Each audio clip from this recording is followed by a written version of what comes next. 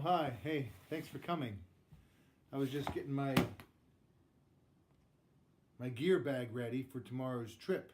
All this rain we've been having, I thought it would be a good idea to hit the river, take advantage of these swollen streams. Make sure I have everything.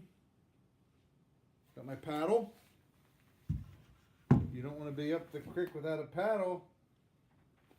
Got my baler here. Pretty handy tool.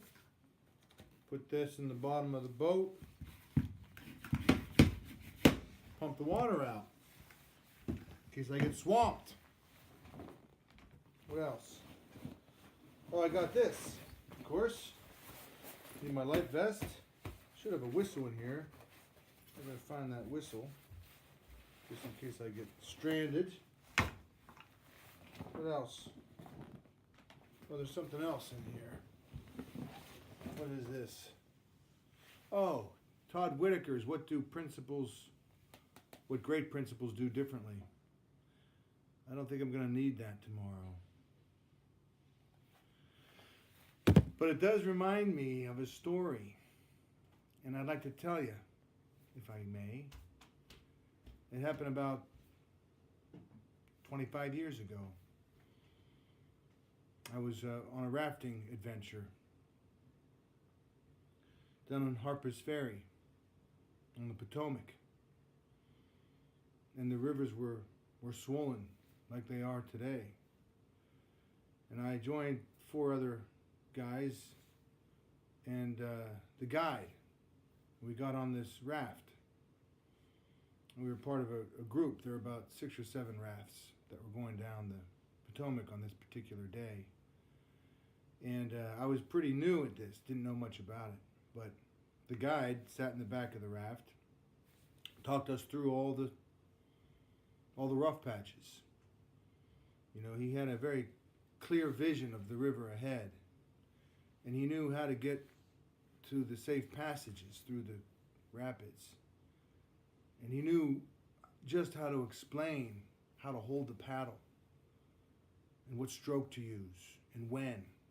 And he would encourage us as we were going down through and tell us how proud he was and how quickly we were learning. My confidence began to grow. And then he told us of Capsize Canyon that was up ahead. And he explained that Capsize Canyon, there was a rock, boulder in the middle of the river. And all the water in the river went towards this boulder. And every raft on the river went right for the boulder. And if any raft were to hit the boulder, it would flip up onto the boulder and the river would flip the raft over and everybody on the raft would be trapped upside down underwater, under the raft. So you wanted to avoid that. So as we're moving down through the passage, we come to a bend in the river, and down ahead of us we can see the boulder in Capsize Canyon. Giant boulder, as big as a house. And he told us there's only one way through Capsize Canyon without hitting that rock. And he reminded us each what our roles were, calmly.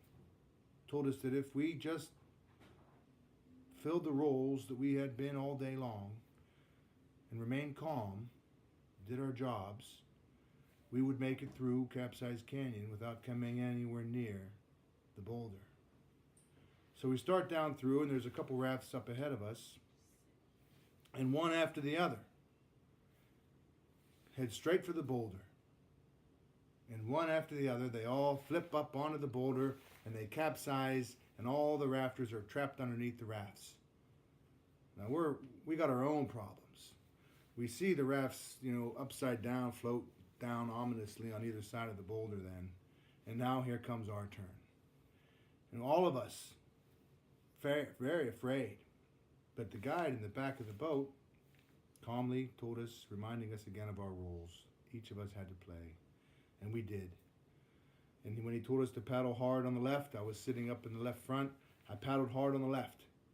And when he said paddle hard on the right, the guys on the right side paddled hard on the right. And slowly but surely we were able to maneuver our raft around the boulder in the middle of Capsize Canyon. And we made it through without so much as a splash. And there was a calm, placid water behind the boulder, and we spent the rest of the afternoon picking up all the floaters who had, flipped over. No one was hurt, just got really wet. And so the idea is, and I guess maybe that's why I threw my what do principals do differently into my gear bag, was to remind me of that. As I've been learning a little bit about leadership, school leadership, I've thought it has a whole lot to do with school leadership.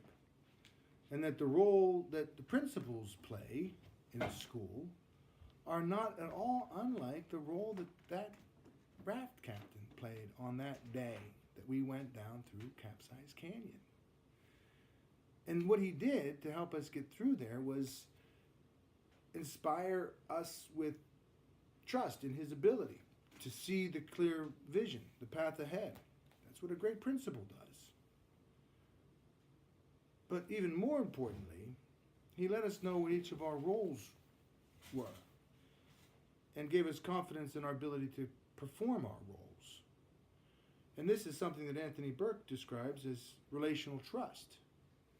And as I read more and more about this concept of building relational trust, I come to understand that ability to allow each person in the raft, as it were, or in the school, to play the role that they're assigned, and give them the tools that they need to play the roles that they're assigned, and to give them the confidence to express their needs when they need something to perform their roles. And if a principal can build that kind of relational trust, then he will be able to, with the members of his team, navigate the school through the turbulent waters that lie ahead. And it's a really exciting metaphor for me. This idea that as a school leader, I would be responsible for building the very same kind of relational trust between myself and all the stakeholders in the building that the raft guide had inspired in the 5 of us on that day. So it's interesting.